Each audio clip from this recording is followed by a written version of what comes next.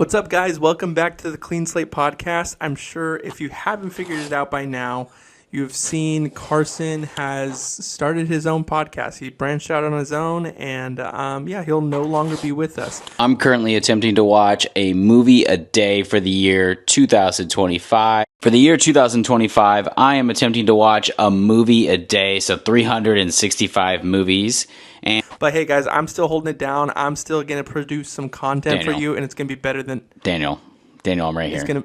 Just show me. Put me back on screen, dude. This is stupid. Okay. So... I'm just kidding, guys. I hate this. He's still here. I'm still here. We couldn't get rid of him. Anyway, guys, so let's get started into the podcast. Sorry, I'm like the Paul McCartney of the group. All right, run the intro. Welcome to the Clean Slate with your hosts, Daniel Garza and Carson Phillips, providing you with movie news, reviews, and more. Sit back, relax, and don't forget to go to the concessions to get your popcorn and drinks. For your entertainment, this is the Clean Slate Podcast. Welcome back to the Clean Slate Podcast. I'm Carson Phillips. That guy's Daniel Garza. You are our ever faithful listeners and watchers. Yep. And today we have a movie that will make you shaking and shivering if you watch it. Nosferatu. Merry Christmas. Yeah, also... Nosferatu. This is a Christmas movie, I'm convinced. Bounce all right, guys, so here is the log line for... Wild Style. Robert Eggers. No. This is the log line for Robert Eggers' Nosferatu, a gothic tale of obsession between a haunted young woman and the terrifying vampire infatuated with her, causing untold horror in its wake. It's a pretty horrible log line, I'm not going to lie. I don't like that one. Yeah, it's not a good log line. Anyway. I agree. They need to rewrite it. Okay, but... Nice hat. Something notable. Thanks. Hey, we're matching in hats today. You never know when it's going to happen. So notable, characters, or actors, I should say, in this. You got Lily Rose Depp, which is Johnny Depp's sister. Son. Daughter. I'm just kidding. This is daughter. You got Nicholas Hoult, who is Beast in the X-Men movies, the newer He's franchise. in another movie we're reviewing in the next couple weeks, too. Oh, look at that. He's kind of popping commodity. Up in he's good. Movies. He's great. Yeah.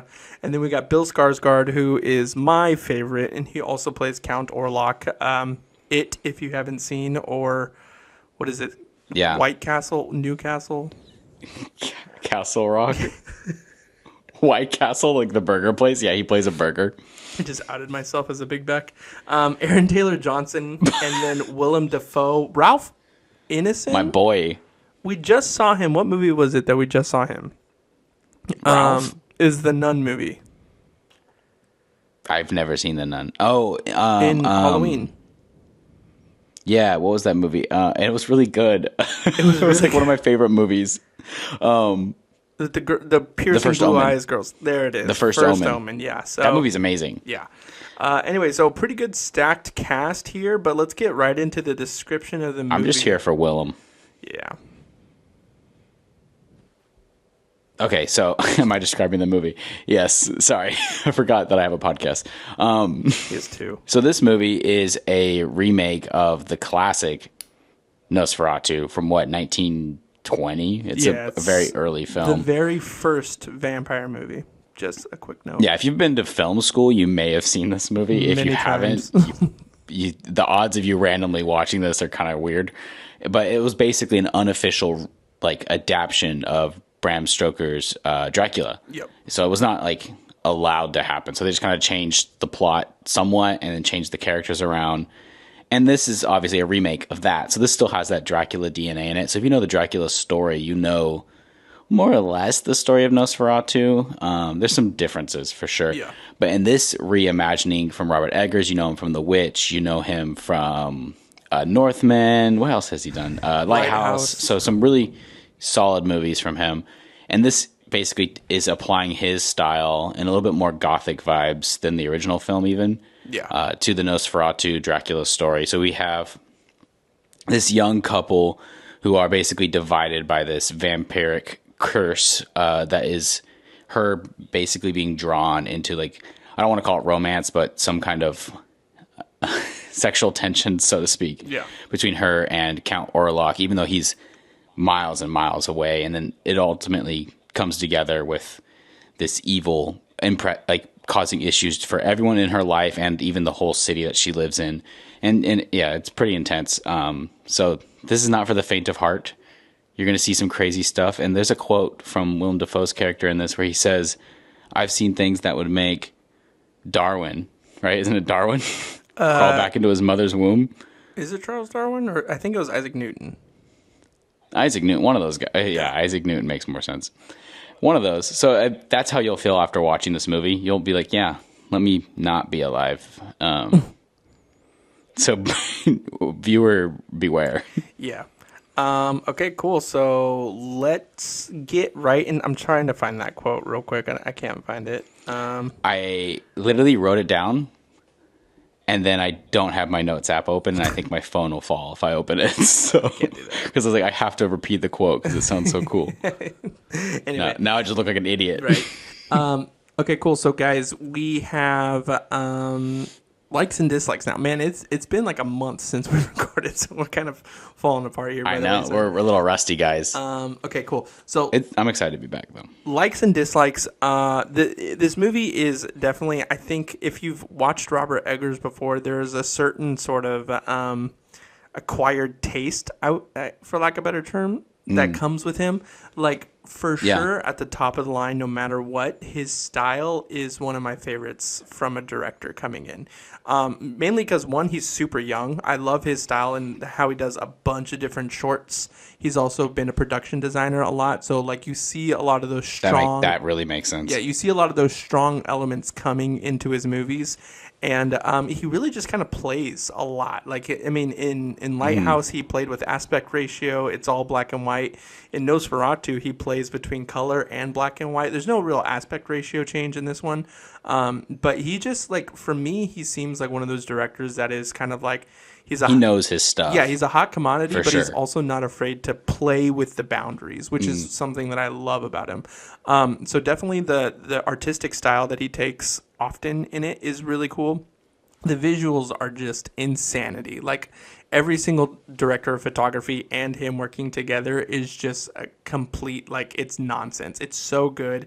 You're just getting the... It's beautiful, really. And he, again, kind of when, like, we talked about the Gothic art style in it, he plays with a lot, and you see his style. I mean, I was telling Carson this not too long ago that when I watched this movie, it was like one of the first movies in this kind of genre that just pushed me into the world pretty quickly. And sometimes it takes a while for me to get into a world, but this one I was just like engrossed in it, and I think it's just a nod or a toast to the director in this. Yeah, well said. I 100% agree with that. Love Robert Eggers. And just even like hearing him talk about this movie, there's a lot of really great interview clips. So if you guys are a fan of this movie or just him in general, I'd recommend like looking those up on like Instagram or even like on just Google it. But, it's kind of funny that you mentioned like his unique style and stuff like that and how he's a very singular vision, it seems. Like, he has this vision of what the movie's supposed to be in his head. Like, he doesn't even care about story or any of that stuff. He just goes in and makes the movie he wants to make, and I respect that. And I even saw someone comparing him to, like, the inverted, like, evil version of Wes Anderson, and that kind of clicked in my brain. Like, he kind of is. Like, Wes Anderson's stories, maybe they're not always the best story, but it was still a Wes Anderson movie, no matter what, you know? So this, no matter what, this is a Robert Eggers movie, so I love it, and I love his style. I also really enjoyed the casting in this film, mainly with Bill Skarsgård. I think he brings like a layer of like professionalism to every role he does. Obviously, I feel like we all kind of got to know him as Pennywise, but as the Count in this, like, just hearing like how he developed the voice for this ridiculously creepy and gross character. I haven't looked into any of that yet. Yeah, he was doing like throat singing exercises and stuff on set apparently the whole time, and people were like, "Can you like chill out, Bill? Like you're being a weirdo." But he did like a ton of research on it and like actually got like that is his voice. Like there's no processing or like changes done to it really. Yeah. And the makeup and practical effects they used for his dude, body so is good. like you can't tell it's him at all. And that mustache, my God. Yeah. Also, fun fact, this isn't a like or a dislike, so I'm just going to plug it in here. Fun fact, Just throw it in is there. I saw that this is a spoiler alert for the ending of the film. So if you haven't seen the movie and you are interested, maybe go watch it first. Or maybe don't. Yeah. Yeah, that's up to you. But there's a part at the end where a certain character dies. A certain two characters die in an embrace of sorts. And one of them's melting and blood shooting out from their body. Apparently they rigged it to where there was blood shooting out of his booty too. Stop. And so if you watch it back, you can tell that I guess they had to cork it, like the butt, because it was That's just too much and it hilarious. looked ridiculously stupid. So they're like, we don't want blood shooting out of his butt, so that they had to cork it. So apparently you can watch it back and see that. I don't know. That's But hilarious. just so you know, if you're interested, you need to rewind. Yeah, dude, there's just so much that we can like talk and go into about this movie, but like, man, I wish I could because you got like there's the so King of much the Rats. discourse online too Yeah, and you know what? about the plot and like what it means. I was reading on Letterboxd, and somebody was saying that he said that they wanted more Willem Dafoe, but I was like, he was in. I read that right before I watched this movie, and Yeah, I thought he was That's not a in valid there complaint. like a pretty good amount. So because I was like, Yeah, oh that's man, not is he just valid. like a cameo in this? I was hoping, but he's like a pretty solid character. Also, the flow on Willem Dafoe's flow, his hair is just like it's nice. I was like, I don't know if that's a Hey, wig. I'm wearing my Green Goblin for him. There you go, Willem. No, he's amazing in this movie. And I Yeah. loved hearing him talk about like working with the rats and stuff and how he's like, some of them were too cute and too nice. And I'd be like, be professional. Like he's just such a like, even when he's like off, like doing interviews and stuff, he's such a good showman, like Yeah. an entertainer, even in interviews. So it's just great to see him in movies. And I heard Eggers wants to use him in his like next 3 films, whatever those are. So Nice. I'm excited. we'll see more of Willem Dafoe doing weird stuff. Okay, so let's get into dislikes, so we don't just run this entire episode. Gush about how much we love it. Yeah. So you have any dislikes, Carson? Okay, before we do dislikes. Okay, maybe I'll save what your take is on this story-wise at the end. Dislikes, I do have some minor dislikes. I mean, I feel like you don't really get into some of the characters' heads as much as I'd like to. Okay. Mainly with the main couple. Like, I'd like to know what they're thinking a little bit more. Because at times it just feels like stuff is just happening. Yeah. Which could be a common complaint of Robert Eggers' films in general. Is I don't know if you really get to the core of what's going on with the people in the films. It's more like, hey, this crazy thing's happening, this crazy thing's happening. And then like, oh, here's an interesting idea for you to think about, which I love. But I want to know what the characters think about what's going on around them a little bit more. So that's more of a writing complaint than anything. Okay. But that's consistent across his work, so I don't know if it'll ever change. That's really my main complaint. Okay. I have 2 pretty big complaints. This might actually ruffle a couple of feathers. Okay, let's hear feathers. it. Dude, wrestle him. Ruffle them. So my first one is that the first 30, 40 minutes of the movie is painstakingly Nothing. slow. Yeah. It's just like I wanted to get into it, and I appreciate the world setting up. It's beautiful. I love it, but there's a lot of like, okay, come on, what's going on? What's happening? Like The world building Yeah. took too long for you. the first scene is amazing. You're like, oh crap, it's about to go down. But then after that first scene, like when she's pledging her like loyalty to him. After Yeah. that first scene, I guess maybe the first act is just a really slow process up until he gets to the castle, which I think is the beginning of the second act. I think that's a common complaint on his films in general, though. Like The Witch is kind of the same way. Yeah, Lighthouse for sure. Lighthouse yeah. is all over the place. Northman probably too. Yeah, maybe you're right. Maybe his first acts are just always painfully slow. He's big on like world building and atmosphere, so I Yeah. feel like that's kind of like a result of that. So it's like one of the things we love about him also creates like this issue that is hard to get around, I guess. Yeah, and it just makes the 2-hour movie just seem, because it's only 2 hours and 10 minutes, but it just makes it feel like it's like 3 feels like hours, a decade. Yeah, and then my second complaint is kind of in line with that is sometimes I feel like Robert Eggers, we kind of mentioned this as a like, but it's also somewhat of a dislike. It's like a love-hate. Is that I would say Robert Eggers sometimes prioritizes visuals over story, which is, it's a good and bad thing, right? Like, and visually, like the cinematographer in me is like, oh my God, this is amazing. But in terms of storytelling and like the director side or writer side, whatever, I don't even think there's a writer side to me. But like, it's just like, okay, what's going on? Like, just tell me some things, establish the world a little bit more in dialogue. I think maybe it kind of goes to your point into getting to know the characters more. Because like, right, I would love to have known who those people were that they were staying with while he was gone and what was more about their life and things. But it's just even like Depp's character. I feel like I didn't know her. Yeah, or why she as got much to as the I should point have, of like giving her loyalty to, Count Orlok. Like you get hints at it, but I wish I knew more, I guess. Yeah. So those are my two biggest complaints. My third tiny complaint is that What?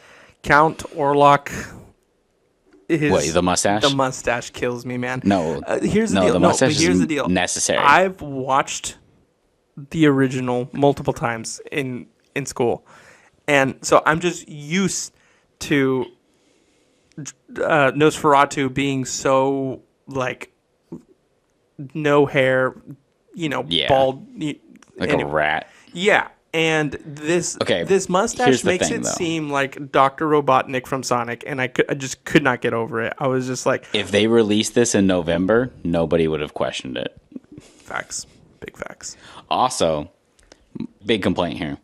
Why didn't they let him carry his coffin around? I miss him sneaking around with his coffin. Yeah, I forgot about that. That's my favorite thing in the world. It's so stupid. Yeah. But they should have kept that in. Yeah, that is something that I totally Let's be missed. more faithful to the original film. Do better, Robert. Okay, cool. Do better. Let's get into your final thing before we wrap it up. Okay, what's your take on this? What was your biggest takeaway here? Do you want to talk about this, actually? Is this something we should keep to ourselves? Yeah, we totally can. I'm sure we're wrong. We can break it down a little bit because, like, that's actually something that I haven't even, like, jumped into yet in terms of, like... There's so much going on. There's so much. Like, you have the Rat Man who's, like, very loyal to, like, his loyal pledge or dog. And then That's you, our followers. It's crazy that you just said that. Oh my gosh. And then you have what's his name? Beast's character. What's his name? Nicholas or I don't even Thomas. remember. Nicholas. You have his character of, the purchasing or the selling of the property, and that's the whole reason why he's there.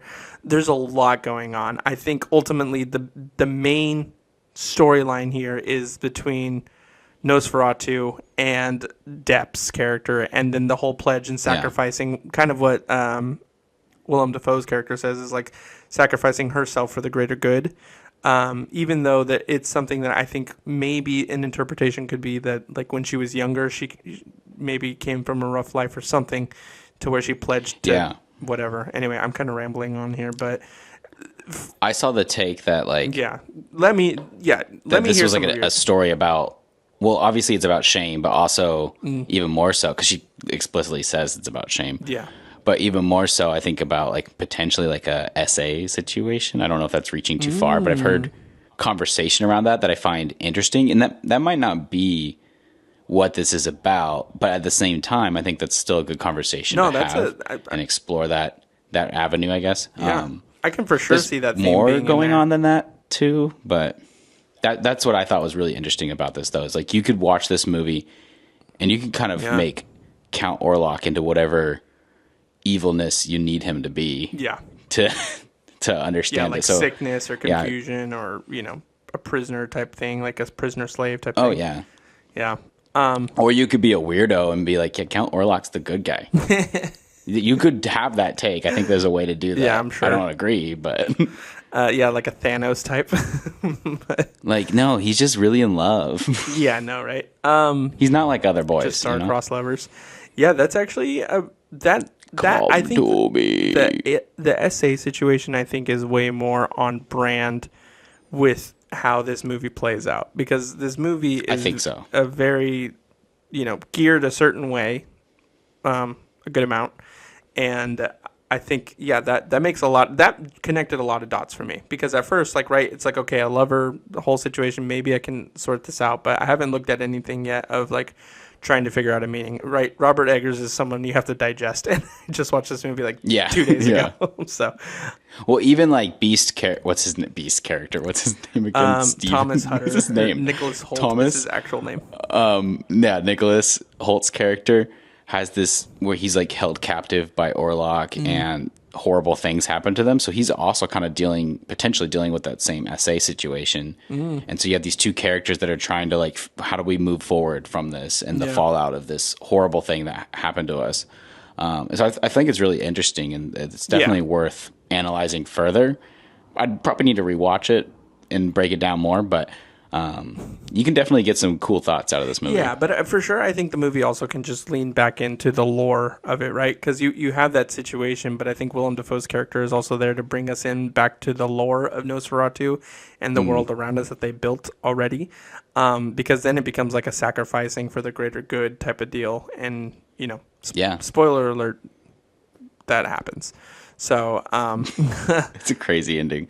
The ending, oh my goodness. The final imagery on that was insanity. Like the art department is so good on this. So I feel like I have like PTSD from this movie. Oh, 100%. That's why I said I like blocked it out for a little bit before I revisited it in my thoughts.